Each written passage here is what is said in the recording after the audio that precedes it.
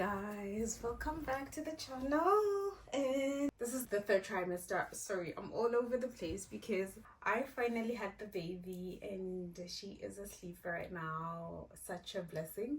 And because of that, I have a couple of minutes to shoot this video. It's going to be on the third trimester experience. My third trimester experience is a bit of a roller coaster because I experienced both the good and bad. As I can imagine, you might going through it, might have gone through it, and might experience in no time. Just as a brief introduction, my name is Chinisani and this is a channel on all things healing. And if you're a returning subscriber or viewer, I hope the channel has been instrumental towards your health, towards your well-being, and that you're doing well in whatever area of your life that I've been able to impact you in. But particularly the videos I've shared on pregnancy, I hope they've been helpful, hence why I thought I should shoot this one. I finally had my baby and I thought to share this before I forget. So the bad or the ugly or the not so good for me, I experienced pelvic girdle pain. So it's pain around the pelvic area where it feels like you're just going to tear into half or into more pieces than two maybe. And I experienced it predominantly when I was walking or just trying to move about. And my doctors recommended that I shouldn't walk uphill, I shouldn't continue doing the exercises I was doing, say for instance squats, lunges. And what a bummer that was because I like doing those.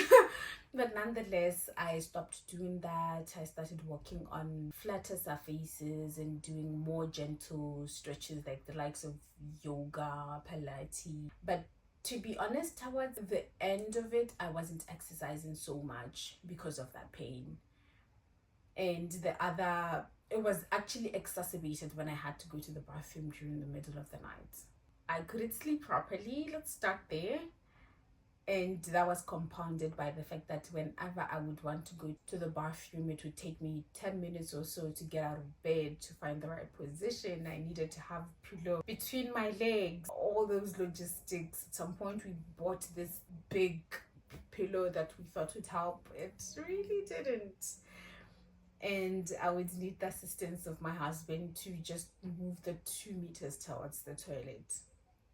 It was that bad. I don't want to be negative, but it wasn't a beautiful experience in that regard. So with the pain, to be honest, at that point there wasn't much I could do because is it an oxymoron? It contradicts itself in the sense that I needed the hormone relaxing, which led to that pelvic girdle pain, so to say, because all my muscles were loose because of the relaxing hormone. And that same hormone I needed to relax my muscles because I'm going to push a human being out. So it's like a bittersweet, I need you but I don't need you, you're hurting me.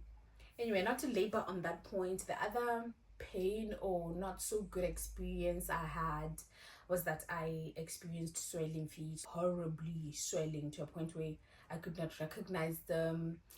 Some of my shoes were not fitting anymore. At this point, I could not even put my socks on, particularly towards 9 months. I would say maybe towards 36 weeks going forward, I couldn't put my socks on. I couldn't see my feet. And it helped that I could get massages once in a while. It was actually more often than once in a while. My husband, when he could, would kindly offer and give me massages every night, and it helped. And putting my feet in Epsom bath salts helped as well, and they would calm down a bit. I think that the problem is that I wasn't moving as much at this point. I was sitting more because I work from home. It's a desk job, so majority of the time I was just there. At this point, I wasn't really productive even at work because the lethargy was exhausted and just out of sorts in more ways than I could count. My body was just a bit mixed up, but I ate because I knew I needed to eat. I needed the nourishment, and I tried to nap whenever I could, but with work it was a bit of a challenge.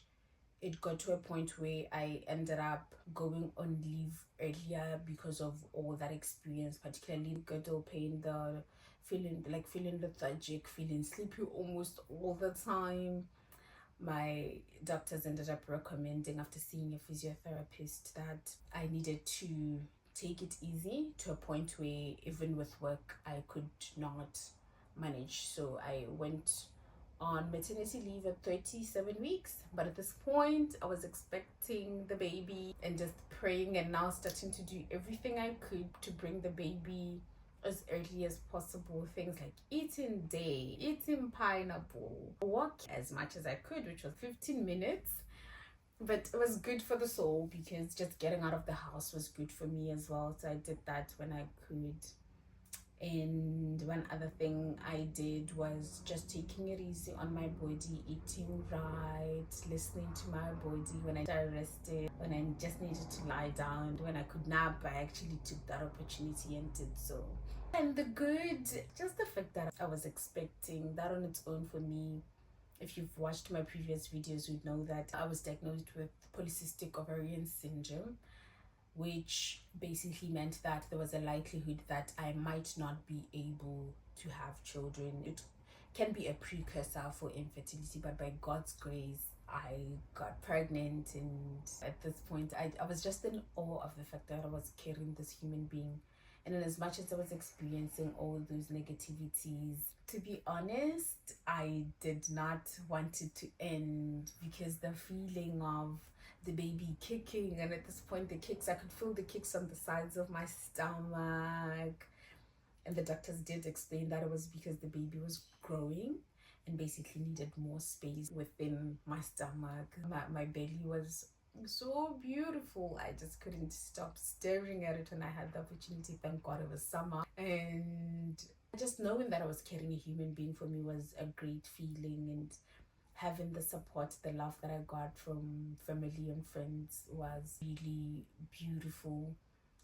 And at this point, I started planning everything from, I had my baby shower very late, so that as well was within the friends, and well, predominantly my friends here showed me so much love, so much support, and just went all out with that presence, with that time. And it was the most beautiful thing to see that we had so much support. And this was one of my fears when we first moved to Sydney, that we might not be able to make friends. But with the baby shower, I did see that we had a lot of friends, and I couldn't be more grateful. If any one of you is watching, thank you so much. And at this point, we were basically packing, ensuring that we have packed the hospital bag, ensuring that all the baby's clothes are washed, cleaned. My husband insisted on even pressing the clothes.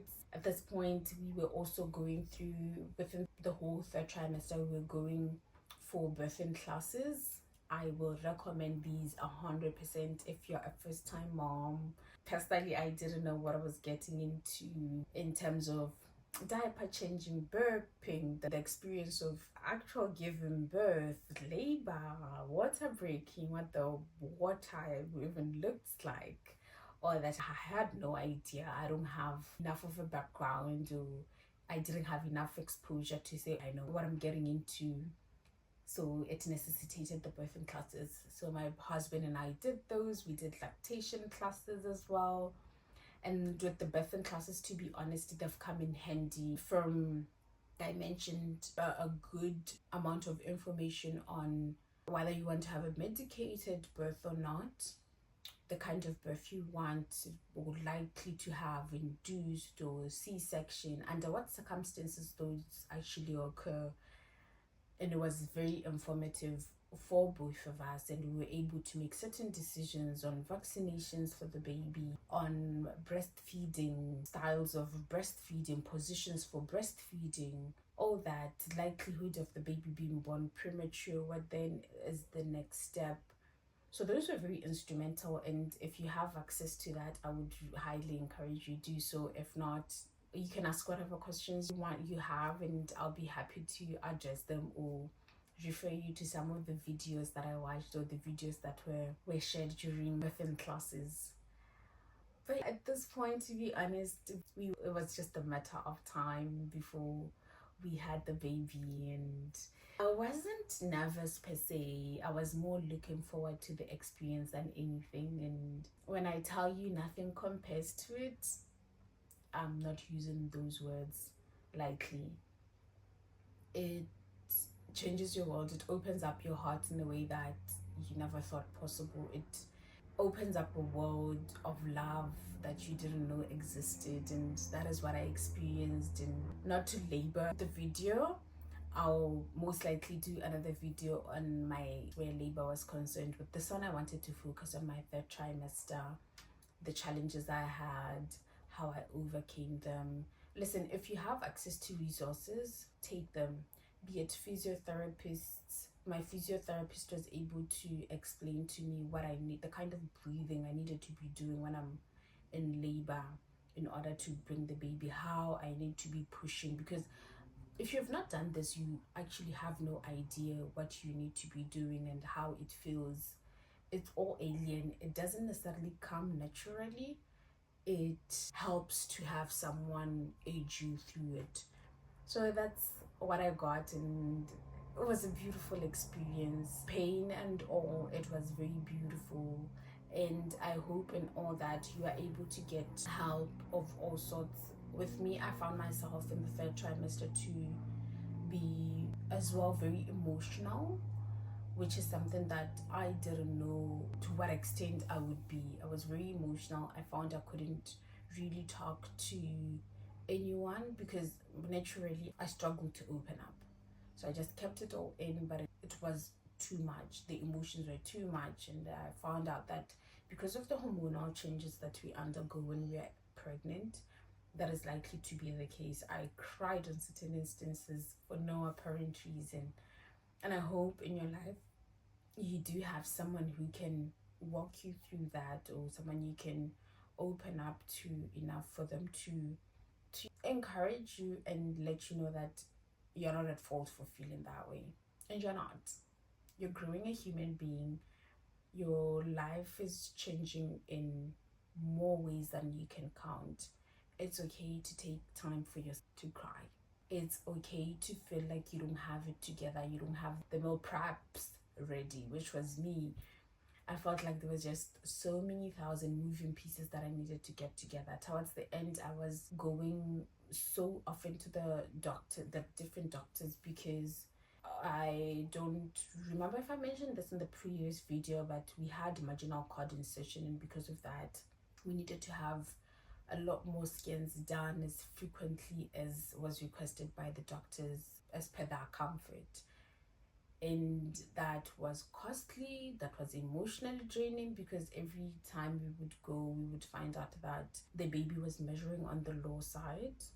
The baby was relatively small than the doctors would have liked, and it needed closer monitoring, and in certain instances I would stay at the hospital such that they would monitor both my heartbeat and the baby's heartbeat just to make sure everything was in check. And such things were nerve-wracking. Try to remain as positive as you can, but some of these things do get to you, and it's okay. Just don't dwell too much in that emotion. Find space to cry, to let it out, and then bounce back. And bouncing back can be in the form of talking to your medical team, to talking to your spouse, talking to friends who've gone through it, talking to me if you're comfortable with it, particularly now that I've gone through it. I know enough to say you will be fine, you will survive this, you will heal from it, and you will look back and say, you know what, that was a step that was bringing me closer to my baby. So in a nutshell, that was my third trimester experience. I will definitely do other follow-up videos on how my labor went, how postpartum has been for me, because otherwise this is just going to drag and be a very long video. But thank you guys so much for watching. I hope you're doing well wherever you are. I hope you're taking time for yourself. You're being kind to yourself. You need to be very kind and be very intentional about being very kind towards yourself. You need to be very loving towards yourself. It's nice to get love from other people, but there is nothing as beautiful and as sacred as the love that you give yourself. Thank you guys so much. And congratulations, whatever stage you're in. I hope everything goes well for you. I hope your prayers are answered in this particular phase of your life. This is Healing with Chinisani. I hope your day is going well wherever you are. I hope you heal in every area of your life. And know that I'm here for you always and forever. Thank you. Have a good day wherever you are. Cheers. Bye.